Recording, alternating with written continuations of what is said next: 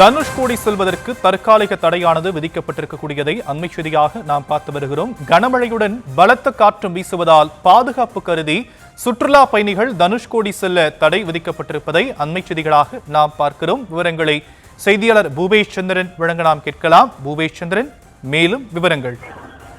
வணக்கம் சாம். ராமநாதபுரம் மாவட்டம் ராமேஸ்வரம், பாம்பன், தங்கச்சி மடம், தனுஷ்கோடி உள்ளிட்ட பகுதிகளில் பலத்த காற்றோடு கூடிய அந்த கடல் சீற்றமானது காணப்படுகிற தொடர்ச்சியாக கடந்த சில நாட்களாகவே நியூஸ் தமிழ் களத்தில் இருந்து பதிவு செய்கிறோம். அந்த அடிப்படையில ராமேஸ்வரம், பாம்பன், தனுஷ்கோடி பகுதியில காலை துவங்கி பலத்த காற்றோடு அந்த கடல் சீற்றமானது காணப்படுகிறது.